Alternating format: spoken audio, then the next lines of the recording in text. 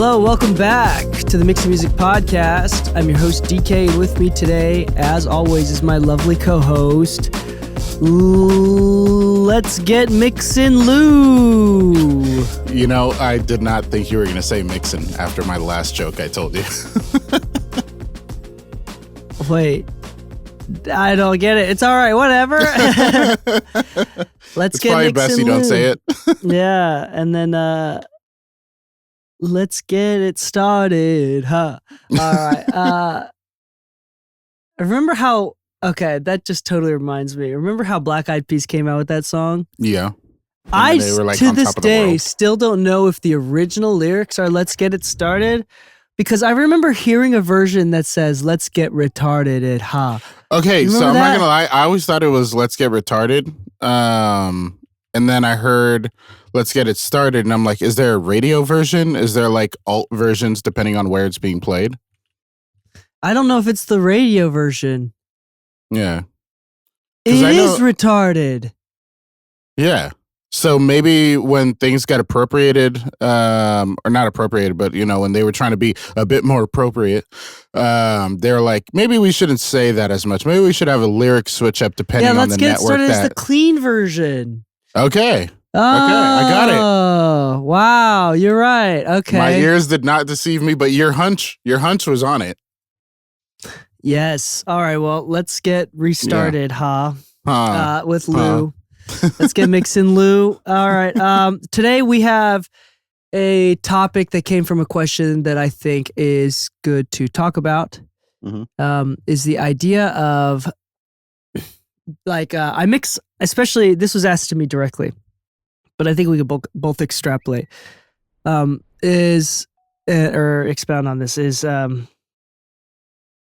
someone asked me like, DK, back in the day, I used to mix a lot of like rap records, a lot of hip hop rap records, like 3, 4, 5 years ago, up until about 3 years ago.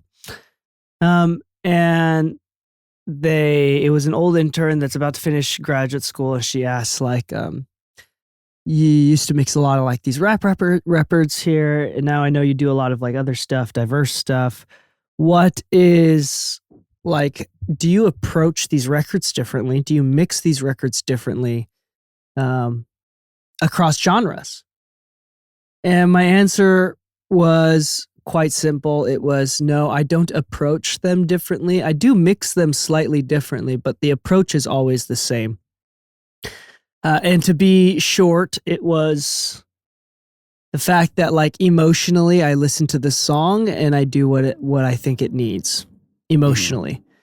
Now, things like that, technically, like emotionally putting like a bus compressor on a rap song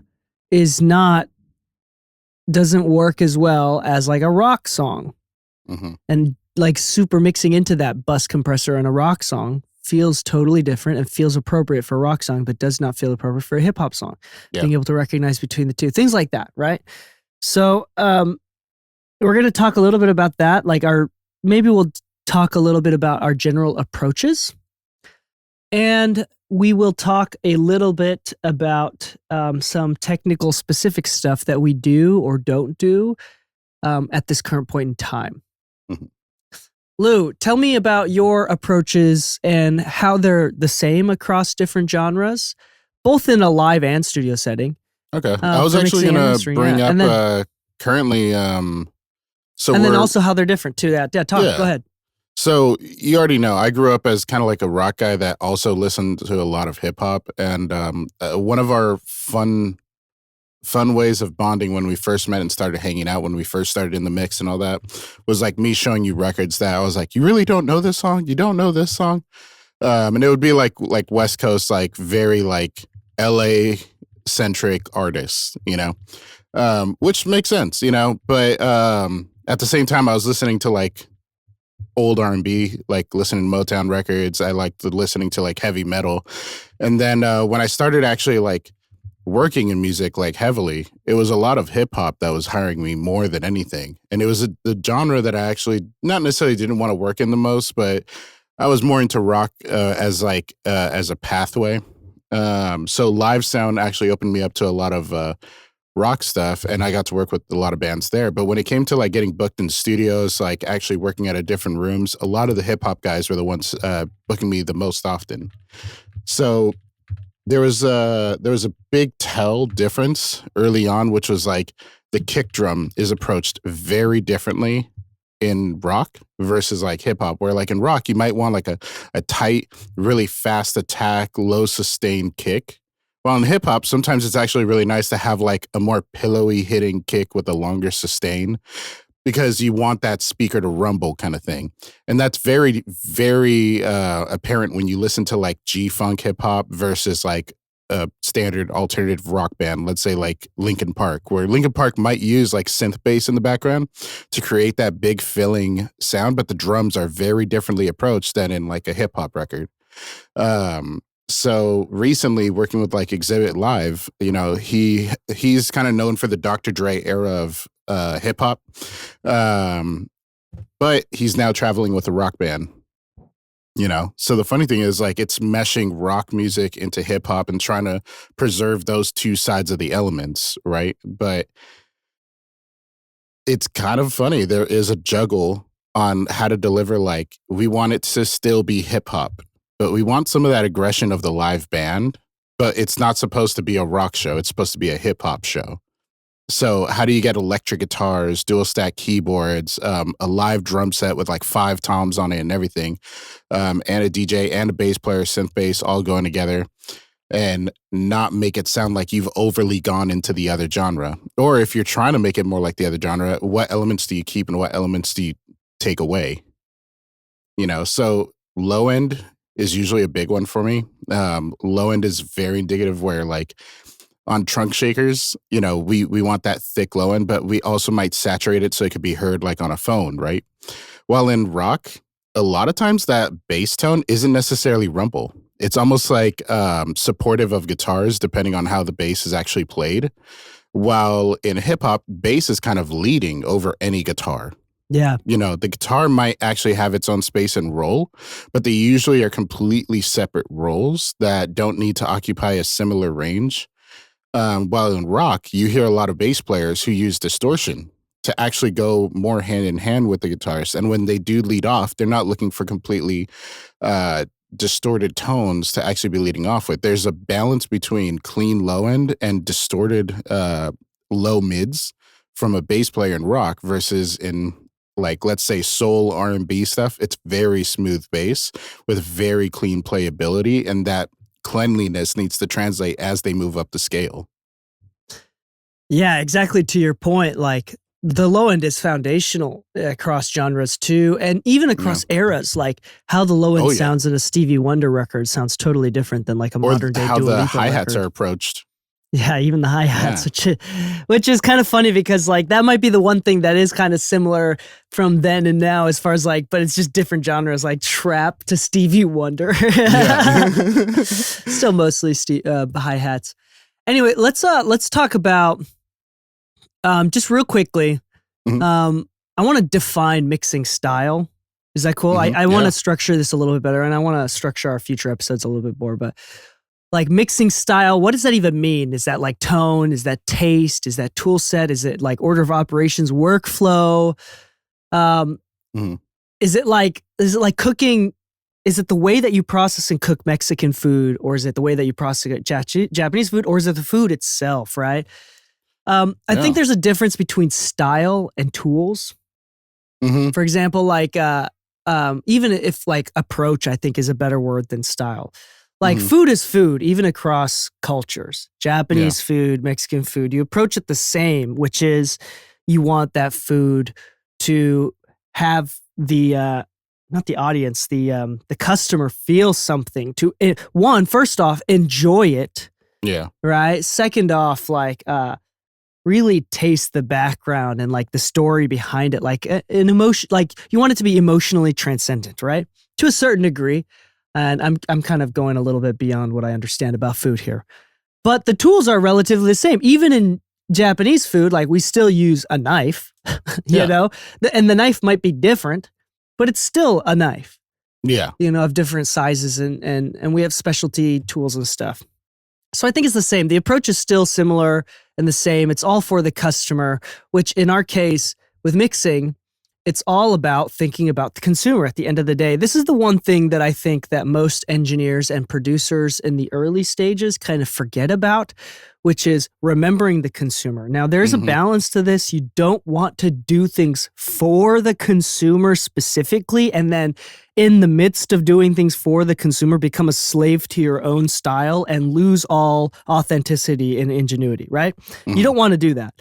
But you do want to remember, like, what this works, how this works, why Spotify exists. And like, for example, like Spotify exists because it makes finding music and playing music easy for the consumer. So how do you take advantage of that? How do you use Spotify in a way that works for their best interest and your best interest? And how do you like monetize their algorithm by understanding who their algorithm is for? Stuff like that, right? In the same way, like emotionally with the song, they might not understand specifically, like when you write a song about a breakup, for example, they might not understand specifically your breakup story, but most of an audience can understand, especially the target demographic, would be able to understand the general idea. There'd be a consensus of how it feels to go through a breakup and how bittersweet that is, or whatever feelings that you want to evoke, right? Invoke. So you need to first think about the emotion and the portrayal of the song. Like there's no point of mixing, because like mixing it to make it sound good is not the goal. That's what I'm talking about here. Like to make it sound good is not the goal. It's to make it enjoyable to the listener. Yeah. And then usually to make it enjoyable to the listener does involve some sort of making it sound good, but then good becomes completely relative to the song and the intended emotion and the story being told.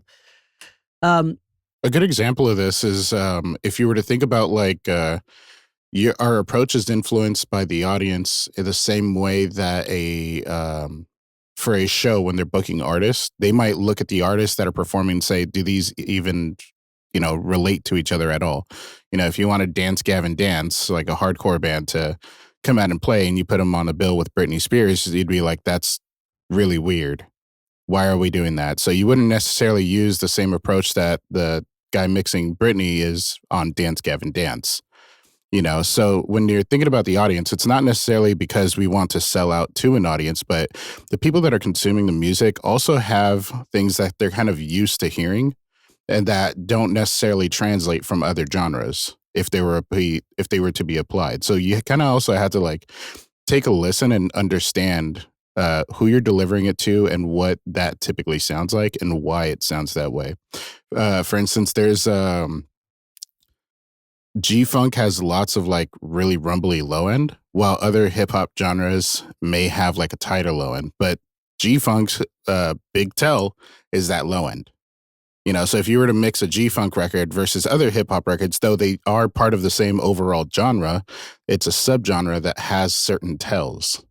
And you have to kind of be able to translate that. So it's less about like selling out, but rather our approach to the same material. Yeah, and there's a lot of things like outside of the realm of mixing that matter with low end too, like G-Funk versus reggae. Reggae is very important. Yeah. Like the low end is super important too, but it does feel different. Yeah. But that's also with like the notes and the rhythms and the BPMs and stuff. Yeah, so that might be slightly different, but we're specifically talking about mixing. Even with G-Funk, where it's more of like a rhythmic bass. Yeah. In reggae, it's more of like an overblown subby bass, right? And a lot of times it's actually like real electric bass versus like a synth bass, and how you would approach the instrumental difference. Now, I don't want to get too ahead of ourselves, but that is partially because of like, not because a subby low end feels more relaxed and like reggae-y, that might partially be because of the lack or like just the culture of the genre and the feeling of nostalgia that comes with the genre. Like this feels like reggae because of the overblown bass, and that overblown bass might have existed because they originally were mixing the shit on like really bad speakers, so they push the bass to make up for the bad speakers when they're, for the first few reggae songs, doesn't really matter. Or like, whatever culturally the sound was to the, not the mechanical, to the technical deficiencies of the time. Like everybody was just on NS10s, no bass at all, so they pushed it. Yeah, like a Stevie Wonder song going straight to vinyl, or old songs going straight to vinyl didn't even have the technical possibility to overblow the bass, because vinyl can't do that. So things like that, so there's things like that, but that leads to feelings of that genre now. Like, why do things feel old and feel new, or like a modern take on an old song, like, or an old take on a new song even. So there's a lot of things that we could talk about there. And then, anyway, we're going to go into this. So number one with mixing, even across all genres, from, let's just stick to like rap to like rock, right? That's like a classic, Jay-Z Linkin Park collab. Trans genre thing that most people will do, especially right now with country music, rock music, and like just bands getting bigger. We can even talk about jazz, which is totally different too, but step one is absolutely always, this is something that I always recommend, I always do, before mixing the song. I will never ever start mixing a song if I do not have the reference demo. I don't care how bad or unprecise or unintentional or mediocre the rough mix is. I don't care how embarrassed the artist is of their own mix and how unrepresentative it is of how they intend the song to be. I want to hear the rough mix. Yeah. It is absolutely necessary. Now, a good artist, a good producer will have put some thought, even if it was unintentional, into the rough mix. Like, they wouldn't have recorded each individual part soloed to a metronome and then just like, it's not totally random. There was some feel, even if it's a very minor thing, there was some feel put into that rough mix. And I'm trying to use that rough as a guidance to tell me what the intended emotion is. So like, even if it was poorly mixed, I can tell that this first chorus is big, but there's a little bit of emotion and largeness, like bigness, save for the last chorus. This bridge is supposed to be really washy and dreamy and reverby. Even though they like kind of like didn't do the reverb enough, it was still, but it's still meant to be washy. Or like sometimes even last week I did a song where like the vision of the song was like at the very end, like the sound changed at the very end in the outro of the song. It went from like big stage audience washy reverb kind of thing with long pre-delay reverb kind of things. And then all of a sudden the outro, it was like intimate, very short, long pre-delay reverbs, room reverbs, to make it feel like they were singing off of a jazz stage, like a small stage. So it's like, I'm also including like the idea of like vision, like where am I hearing this? Like what is the point of this? And all of that, like the point of the stage was to invoke that feeling of intimacy in the outro, right? So like emotion of the song. What does, and usually the track wants to feel something, wants to portray something. Something that you hear me and Lou talk about is the song tells you what it wants to do often. Yeah. Even if the artist and the producer sucks at mixing, the song will, and if you are a good mixer, you will be able to tell and read the story of the song. The song will tell you. And that's like the part of the job of the mixer, is to understand. This is why mixing is such a creative, emotional skill set, is because you have to be somewhat of an empath. I know that sounds a little funny, but like you have to be somewhat of an empath as a mixer to understand where the artist was coming from, what the song wants to do, all from like a possibly the shittiest rough mix you've ever heard ever. Right?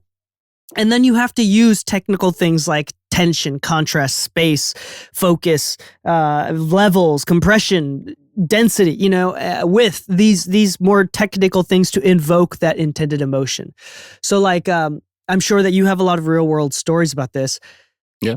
But again, one story that I talk about often is one time I had interns mixing a song and then I was mixing a song, and I just showed them how lowering the volume of the drum bus, like 2 or 3 dBs across the entire song, totally changed the feel of the song. It was subtle. Like if you were A-Bing it like we were, you could hear a difference.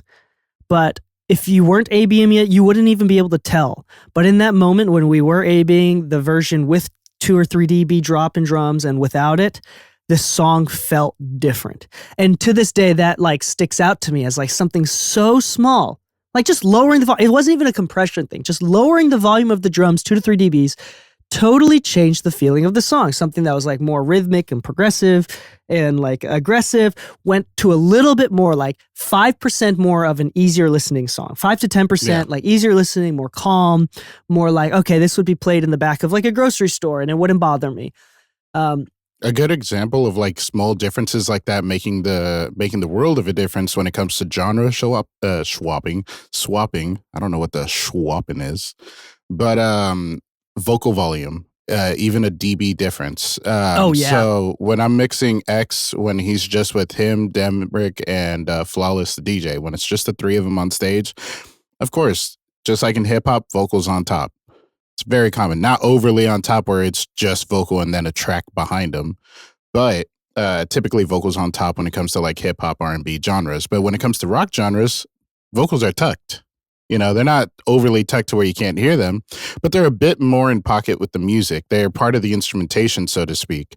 When he's performing with his band, his vocal approach is actually a little bit different. Like he's still actually performing with a lot more energy, but I have to approach his vocal volume a little bit different. Whenever we're doing stuff, so there's a group that I'll work with once in a while called Vienna. And the vocalist for that group is super cool, super killer. It's all rock on that one. It's all rock and roll. And so you have this like hard hitting drums, but it's like very like impact focused versus like boom focused. When we have the drums with Exhibit, it's very boom and smack focused. Like the whole like, oh, I want it to smack through the speakers. So like the snare is kind of aggressive, but it's not crackly like a snare in a rock song where you might want a little more chain in it or something that top end like sizzly crack. Like in X's drummer, I'll put like 200 hertz a little bit thicker on his snare, so it gets more of that thwack versus the snare, I guess, sizzle, you know? So like whenever you're blending vocals, depending on the genre, just like the drums, if they have a minor difference between tones, vocal volume, like even a dB difference in how it sits in the pocket could be genre differences right there. Like with reggae, you always hear like vocals and snare kind of equal in volume. Like the snare really, really stands out. It's almost like a very focal point. So like little ghost notes tend to be pushed up in the mix. That way you can hear every little intricacy in what's going on. In a lot of rock music, those ghost notes get buried by everything else. Like they're there and they want to be heard. But because there's so much mid-range going on and there's so much movement, and depending on the pace of the record, whether it's like the difference between a 120 BPM song and a 140 BPM song, it's stuff that can sometimes get buried. So you may not try to overcompress the snare and then it just sounds like bleed is coming through the drums so much. So ghost notes tend to get hidden, but there's so much space in reggae that those ghost notes get to stand out. And in fact, they might get pushed out so they could be a little bit heard and they become part of the vibe, the pacing of the record. Great. Yeah. So this goes into our next topic, which is technical flexibility within a consistent process. Mm-hmm. So let's talk about what does change across genres. Let's start with like vocals, right? Mm-hmm. So pop vocals versus rap vocals versus indie vocals. Even reverb types, even. Or the lack or abundance of it. So you talked about like pop versus rap versus like rock vocals. Mm-hmm. It's one starts with volume, and then there's like textures and density as well. Like indie vocals are meant to be a little bit more dynamic, not crazy, but they're not as dense and they're a little bit more dynamic. Where like rap vocals, like it's all about lyrics. Like every single word has to be on top, like either hyper compressed or automated the hell out of, and then or parallel. Yeah, and then pop vocals, however you process it. The point is the quiet, even the quiet the non-accented words in a lyrical setting, right? But then if it's like a rap song that's supposed to sound punky, you know, now you're blending genres and you're blending the rules. Same with the pop vocal. Pop vocal is possibly a lot of like longer sustained notes, just louder vocals on top. The singer's really good. They're supposed to shine. Right. Let's even talk about like how you approach compression of like trap 808s versus like jazz upright bass. The function of the compressor totally changes. Most of the time with like trap 808s where it's like 808s are usually sampled without like a huge sense of dynamics. Like unless you have a sampler that has like dynamic changes. Usually they're the same volume. So the function of a compressor for a trap 808 is different from the function of an upright bass for jazz, which the upright bass for jazz, the compressor would be to bring out the intricacies of the little slap against the fretboard, the strings against the fretboard would be able to hear every single note, the sustain. But the 808, it might just be the distortion of the compression. Yeah. Or like to enhance the initial transient of the compression or to kill the initial transient.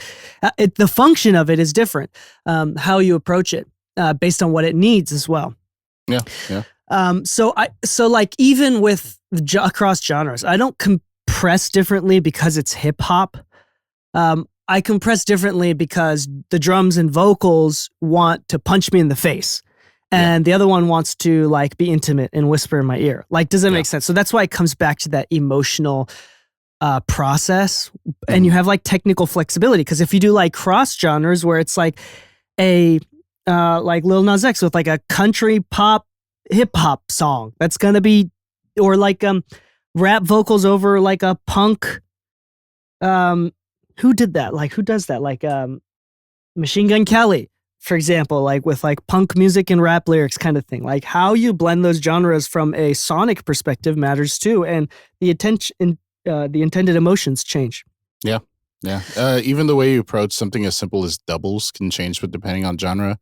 Where like I've noticed like on indie records when they do like a doubled vocal, it's not like a hip hop double where you tuck it under just so it's audible enough to hear that there's a doubling effect going on, but rather in a lot of indie records, you hear the double being like kind of a co-singer, if that makes sense. Like they're supposed to share in the spotlight, and it's supposed to be more of an emotional delivery and something that's supposed to stand out versus something that's supposed to be subtly tucked under, because they're not going for every lyric, or like some people will do fill-ins where they might double a couple words here and there. And that's pretty normal in hip hop, but you don't really hear that a lot in rock. So like if you were to hear fill-ins in like rock, they're maybe supposed to still be kind of tucked versus like stand out like in hip hop. Absolutely. Yeah. So again, just mixing again style, you got to have technical flexibility or the consistent process, the process being emotional understanding, right?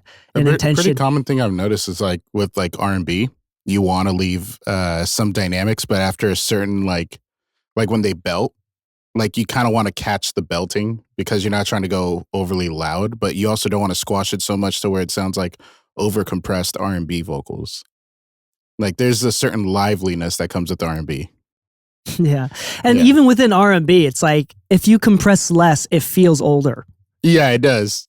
Yeah. Yeah. So it's like there's a difference between like a Chris Brown R&B and like an old, like early R. Kelly R&B. Sorry, he might have been canceled, but like still. My mind's telling me don't compress too hard. It's funny. All right, 5. Let's talk about like common misconceptions here. One. Let's see here. Tools are not genre specific. Yes. Okay. Let's talk about, tools are not genre specific, right? That being said, this is something that is specific to Dee Kei. Mm-hmm. I, for some reason or whatever, like the API 550A, 550B doesn't sound like for some reason, only use those EQ plugins for rock. I don't use them for hip hop. I don't use them for other genres. I mostly use them just for guitars, specifically, a lot. I don't know why. In my mind, that's the tool for rock guitars, or just guitars in general. This is not because it's better. It's not because it does something specific. I think it's just my mind calibrating and setting aside a tool for like guitars. Like I've used this for guitars. I don't think it's like the best tool for guitars. It's just something that I've always done. And that's different from doing things because, and I'm still like, don't use the same settings. I'll change the settings based on the song and the genre and how the instrumental is playing with the vocals, et cetera, et cetera. But like, that is an example of like, okay, there is something to be said about like mental offloading and like habit building. And like, that's how I separate uh, different processing and like technical processing for different genres and stuff. But that being said, that's APIs are not better for rock music than it is for jazz music than it is for hip hop music. It's just my mind making habits. So I do things like that, but I have to keep in mind like the chains are always different. The EQ points and the boosts and the cuts that I'm doing, not just the frequencies, but how much I'm doing is also going to be different for the song. There's just some familiarity with the tool for that instrument. Also, like another myth is you have to totally switch up your style for each genre. That's not necessarily true. Yeah. Like I would agree with that. I don't think I could ever categorize what I do when having to deal with different genres as like a complete mentality shift, because I still reach for some of the most commonly used tools and I reach for them for the same reason, but it's my approach that really changes. Like for vocals, I'm always reaching for like Pro Q3 or 4 pretty quickly because it's a tool I know and it's a tool I trust. And it's not that it's the best plugin in the world or anything. It's just the one that gets me working the fastest. So I can focus on why I'm using it versus which tool am I using for this type of genre. You know, so if it just sounds like, oh, these vocals are a little bit boxy, let me just reach out for that. Cool. It's not a genre specific decision. So if I'm reaching for like voice of God on like bass on a hip hop record, I might be tuning it to a lower resonance. If I'm doing it for a rock record, I might be tuning it up for a higher resonance. But I'm still reaching for the same plugin. You know, it's just that the approach to why I'm using it in a specific way this time is what changed. It's not a complete mentality change. It's not like you have one knife for sushi, another knife for mangoes, and another knife for cutting a sandwich. It's all the same knife, but it's how you approach it and why you would maybe use, like, let's say you're cutting rice. Rice can be sticky sometimes. So if you're cutting through a roll, you might prep the knife a little bit differently, but you're still going to cut. You know, but you maybe just don't. I think we're getting lost. I think we're getting lost in the comparison in the. I like metaphor. The comparison because it's kind of like, realistically, who wants to spend on a bunch of different tools just to do genre swapping, right? Like, you don't need 5 different strainers. You just need a fucking strainer. Yeah. Maybe if we're gonna keep going with this metaphor. I have all sorts of different knives and I use different knives, not because they cut differently, but because how they feel in my hand and just familiarity. Like I cut mangoes, I cut fruits with this knife, and not because it's better for cutting fruit or cuts it differently. This is just, I'm just faster with this because I always cut fruits with this and I've sharpened it, you know, I don't know. Maybe I don't know if there's a good metaphor in it. I'm getting lost in the metaphor sauce. But anyway, here's some practical advice. This is really, really important. And there is a proper distinction between these two. Is one, you need to learn genre conventions, but not necessarily become them. Yeah. And one of the ways there's 2 ways to learn genre conventions. One is obviously listening and expanding your palette as an analyzer of music. So for me, this is going to be a little bit goal dependent. Like if you are going to be a metal mixer, like all your mixing is you're going to niche into metal rock music, right? Then you still need to study all of the subgenres within metal and become an analyst for that. I'm a pop guy, so that means I have a larger library because pop changes based on the generation and like the current trends of music. I have a larger basis of library that I need to analyze and study from. And I do. I spend, this is something that I've heard other mixers do. Dale Becker talked about how when he was starting, his dad, who was also an engineer, forced him to, like, for the first 10, 15 minutes before every single day, one, listen to songs at the same volume, which is a separate topic here.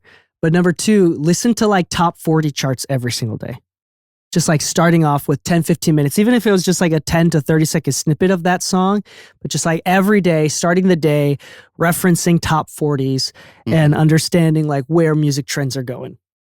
I think that's like a really good example. Like constantly people, like as mixers, our job is to analyze and create a library, a repertoire of understanding how music works and how it is approached in different genres in different times of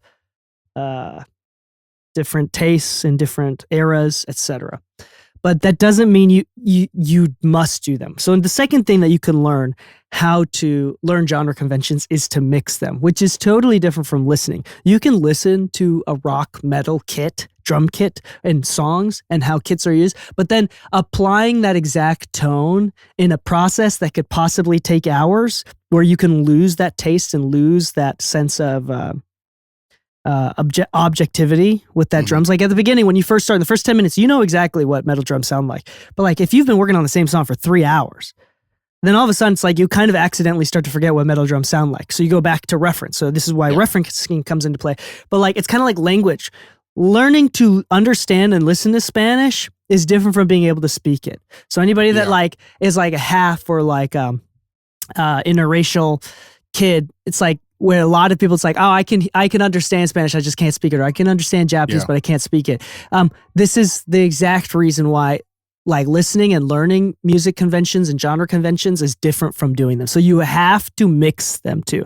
So I would go out of your way, and I would not, this goes along with some other advice that I've done in other episodes, I would not go online and find free stems to mix for different genres. It's like a last resort. What I would do is reach out to your local friends, local neighbors, people local. That way you have a client, and then offer to mix it for free, right? Because if you're going to practice, the practice of mixing has to be within a realm of feedback. Like there has to be a feedback. That's the only way to practice real mixing. If there's no feedback, no one to actually like check off the mix and say, hey, it's good now, we like it now, you're mixing in a void, and that's not proper practice. It's not proper practice. And so, you need to be, it's like a drummer practicing fills, but not to a metronome. You need to have a metronome. Same thing with like that feedback is what keeps us stable. So number one, learn genre conventions, but don't become them. Number two is everyone's born with taste. My 4-year-old Down syndrome son may not be able to technically articulate why he likes this Elmo song and not another Elmo song, but he can tell me that he likes this Elmo song. Everybody has taste. Literally, we kind of, as we learn through the technical process of the technical stuff of this, we kind of forget about our tastes and put them on the back end, which is a normal part of the learning process. But you need to come back and realize that all of those technical tools come down to emotional intuition. And the fact of the matter is there's a lot of beginner mixers or beginner producers that will mix that song better than you as a intermediate mixer will ever be, because they aren't bound by convention. And they're just 100% intuition, and 100% intuition will always sound better than convention. That's just what it comes down to. You should always ask yourself, how should this feel? Not what genre is this?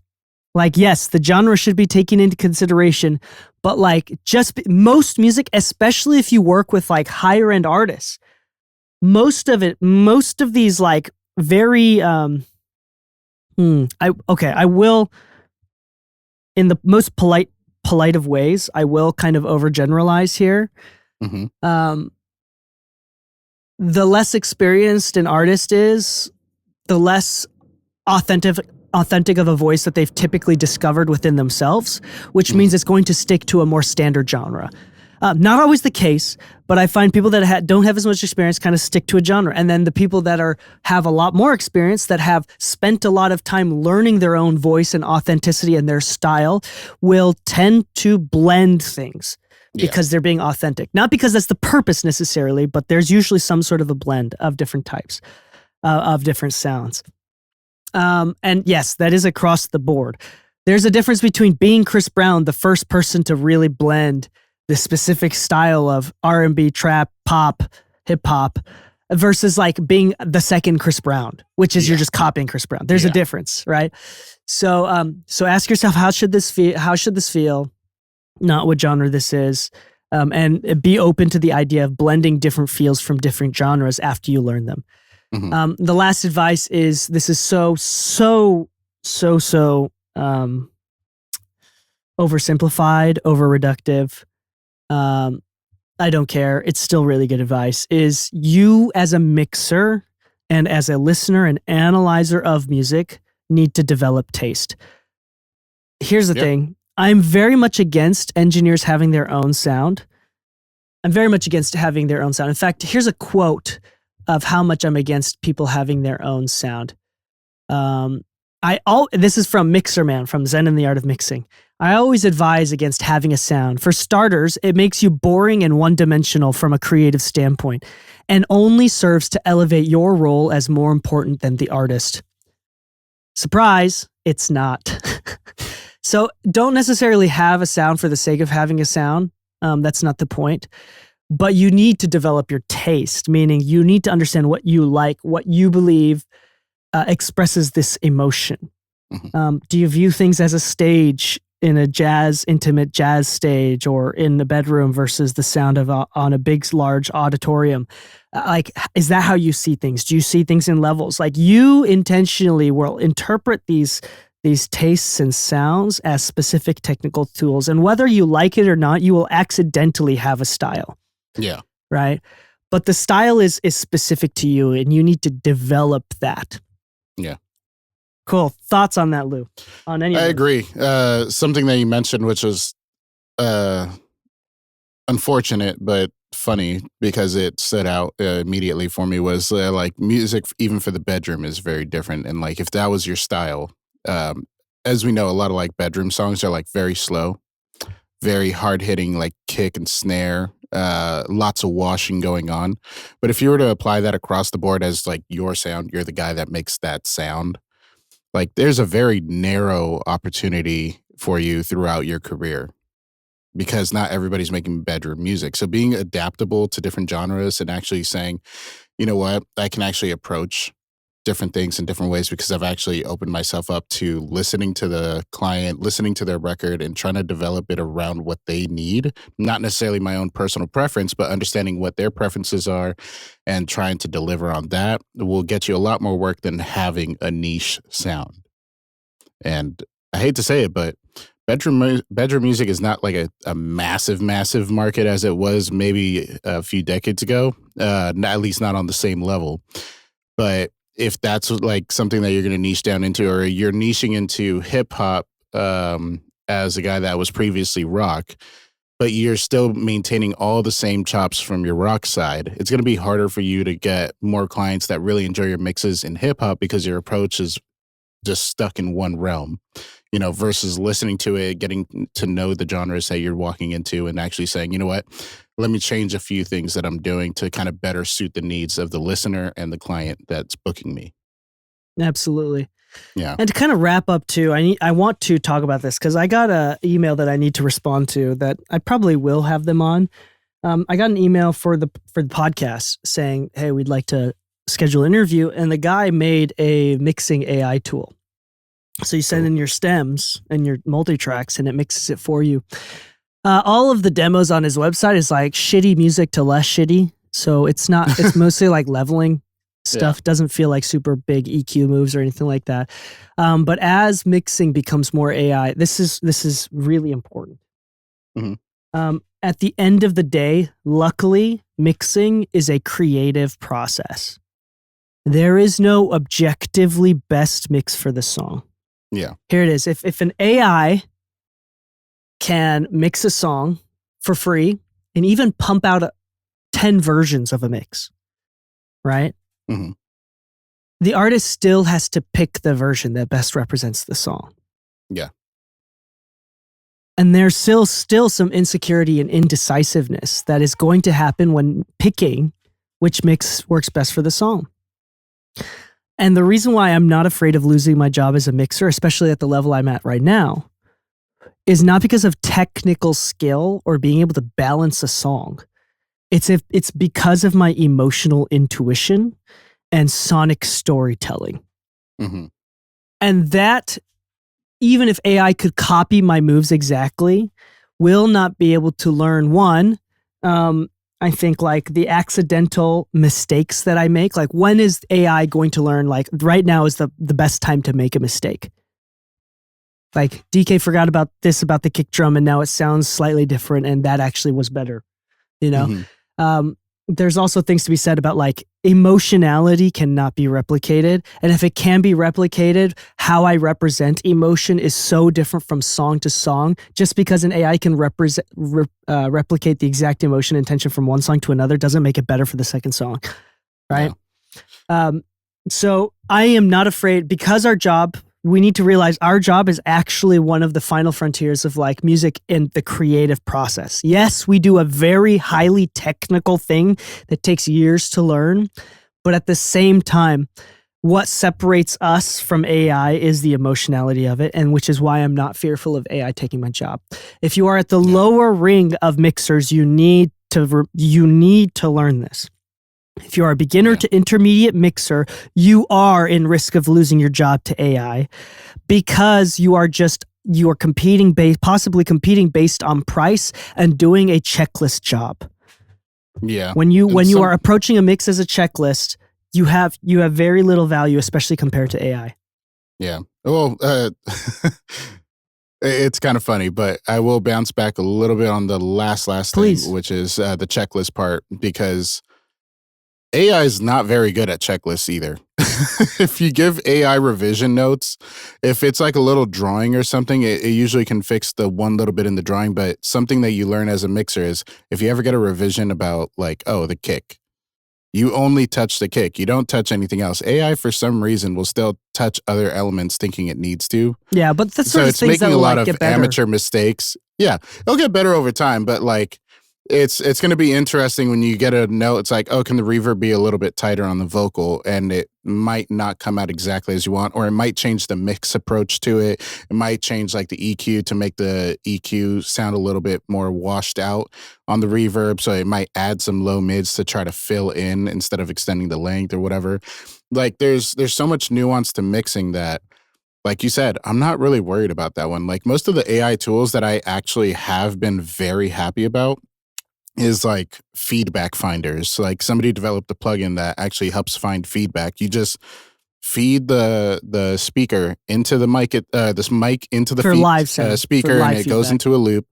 You purposely cause the feedback, and it will actually then search out what's ringing out, what the resonance is, and it'll actually start notching a few things out. But here's the thing, I still always have to figure it out myself, what I didn't like about it. Because if you've ever done AI mastering when it first started, you know that it didn't actually sound good. It was louder, but it didn't actually like sound any better, or it sometimes just didn't sound the same plus louder. It wasn't a very good resource at the time, maybe like, let's say 6 years ago. But now it's gotten a lot better. It's actually taking into account like the issues that it had before, and has corrected and otherwise outperformed what it used to do. But it's still going to be a long way before we find AI really replacing any mixer for that matter. But this is really important. If you think that the reason that you're not going to get replaced with AI is because you have analog gear, you are sorely mistaken. Yeah, that's one thing. Yep. Yeah, because I just had this conversation with somebody who wants to buy like 40 grand worth of gear, and they want me to like broker the whole thing. And they asked me like, is there anything on this list you wouldn't buy? I'm like, all of it. All of it. If I was in your shoes right now, I wouldn't buy any of it. Not because I don't believe in gear, but because I think you're buying it to kind of reassure yourself on some emotional level of what's going on. You're compensating for an insecurity. Yeah. And to be 100% honest with you, if I was in your shoe and I really wanted to buy gear because I want more gear, I would buy a rental system and rent it out, something that you don't even have to do. You could hire somebody else to push it out your damn door.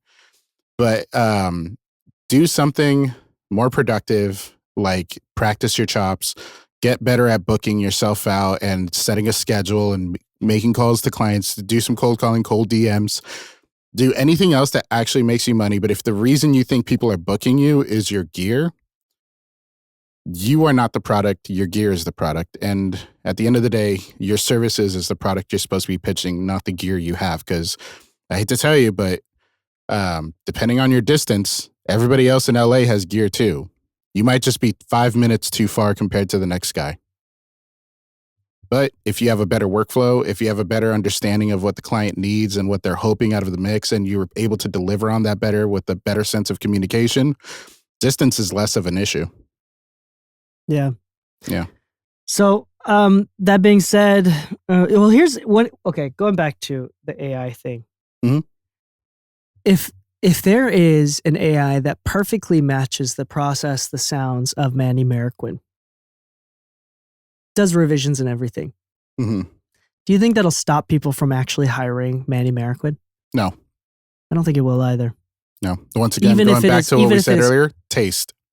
Yeah, and there's something also like psychological about the idea of like consumer psychology with like Manny Marroquin, all of these testimonials and how great it is, these past user experiences, it's free or it's Mhm. $10 versus Manny Marroquin, which is like thousands of dollars per mix. Yeah. People are still going to hire, and the thing is, people that were looking to hire the real Manny anyway, they're probably not in the, how do you say, the demographic of people looking at AI. Yeah. Like they're not in Yeah. the budget to have been thinking or considering AI. Yeah. So I'm saying this more for the sake of everybody listening right now, to differentiate yourself and to make yourself different from AI. Is like you have to mix emotionally and you have to start analyzing. I think AI is going to force mixers to level up. It's This the is what it's going Renaissance to raise. It really will be. I think it will. Yeah. I really will be. And there's going to be some frustration. No, there's going to be a lot of frustration. There's going to be a lot of complaints. There's going to be a lot of people that lose their jobs. But I think that those that are seriously pursuing higher standards and more emotional intensity and storytelling with sonics, Mhm. I think those people are going to stand out and be able to charge more, actually. And the people at the people that have become stagnant, or and I think that this will also lead, the number one thought of that is like, okay, the barrier to entry will be slightly higher. That could be one possible interpretation. But the thing that I'm interested in is then the style of teaching and how we teach and what we teach and what we learn is actually the most important among mixers, and especially among the teachers and students, will change as well. So the quality of teaching will change. I'm sure you saw that ChatGPT had made their animation filter or whatever they want to call it for like photos and stuff. And a lot of people were like saying, oh, they mentioned trying to do like Studio Ghibli or Ghibli. I've Ghibli. don't know if Technically it's Ghibli, but in English it's Ghibli. Okay. I'm going to call it Ghibli if it's technically right. Yeah, that's Japanese. Ghibli. Okay. Ghibli. But, there was people who were for it saying like, oh, this is cool. This is fun, whatever. And then there was people who are like, we shouldn't be using this to kind of reanimate another artist's style, this and that. But the reality is that AI would not have gotten that style down unless somebody had been creative already and put the possibilities out there. So if an artist is looking for something new and they feel something and they can't really communicate it all that well, they're going to go to a professional who they trust, who has a similar sense of taste, and they can actually speak to and actually say, hey, can we do this? Can we try that? Can we try that? AI really mostly reperforms things that it's been taught. It doesn't actually create anything out of thin air that's new and revolutionary. So what is it for? Why, This is a really good point. Yeah. And it's also the people that, sorry, I didn't mean to cut you off. I totally cut you off. Yeah. But I think this is a good example. And this is a whole different episode. I apologize. But I think it kind of still goes into this episode here. Yeah, is okay, this is fascinating. I love this example. I think it's a really low IQ argument to say that like it lowers the value of Ghibli. You need to pay for your art. And it doesn't. If anything, it shows how many people love it. Yeah, it actually raises the value of Ghibli. It does a couple things. People become more aware of Ghibli. Yeah. And then two, it forces Ghibli to level up or do something different, which is the entire point and experimentation of art. Yeah. Art is like, okay, and then just because AI can make another Ghibli movie doesn't diminish the value of the new original Ghibli film that will come out. Yeah. Like Out of the Mind of Miyazaki versus an AI generated one, there is some tangible difference and it doesn't necessarily lower the value. It might, but I actually would argue that it would potentially raise the value of Ghibli over time as well. Ethically, now, when it comes to ethics, that's a different conversation. But when we're talking about like economics and supply demand, I don't think it totally at all changes the demand. I feel like it makes the demand higher. What's funny is like if I were to talk to an artist about wanting to get a tattoo, but I want them to kind of be commissioned to make the tattoo design because I have something in my mind and I've seen their artwork before and I'm like, hey, can you make it something like this? I want to do that, blah, blah. They probably would actually get to the end goal faster than AI would because AI just has a reference of past works and what it interprets could possibly be done, but it's not coming up with a new, fresh take on this idea that you have that you're hoping to have commissioned.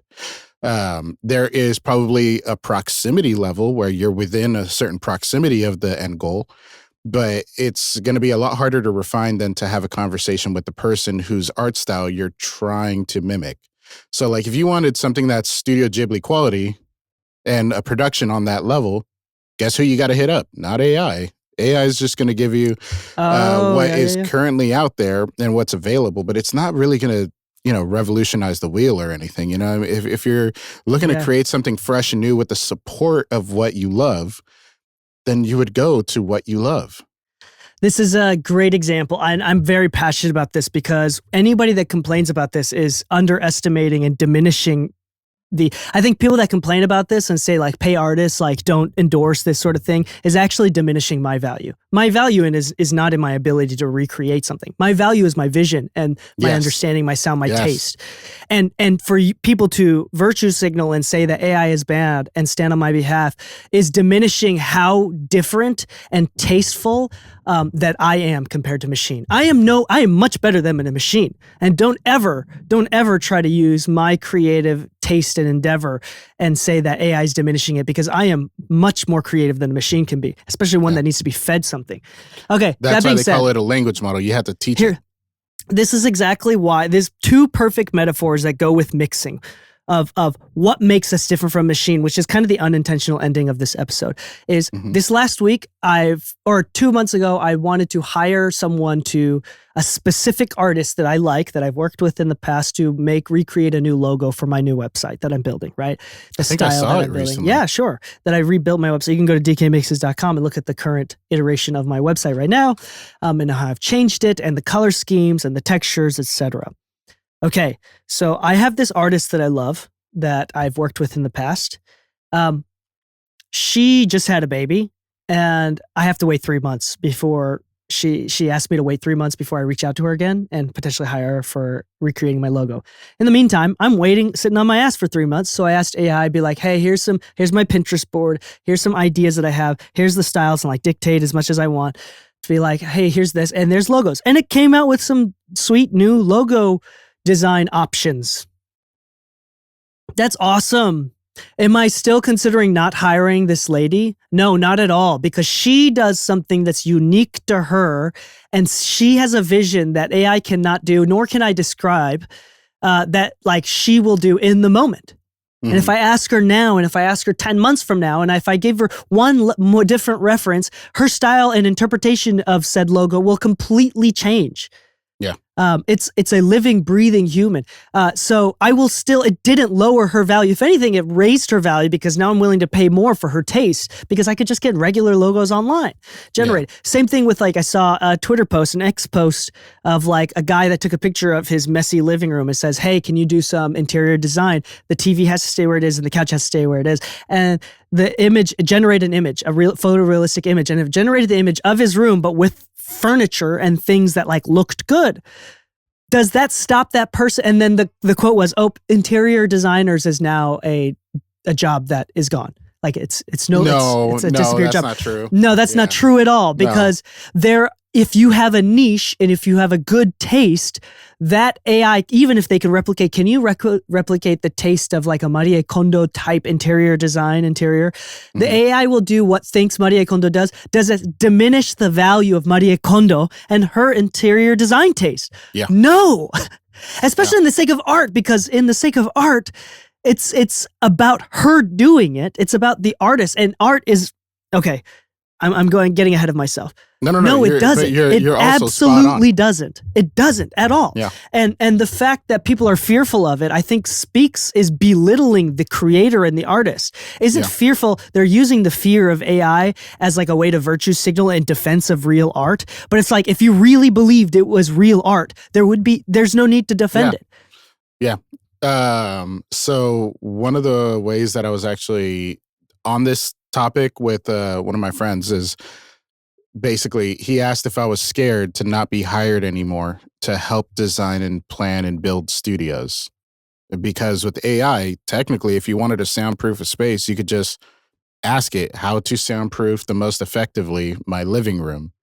And I've actually had these conversations on reverb.com. It's like the eBay of musical instruments if you've never used reverb.com. It's not a website dedicated to reverb.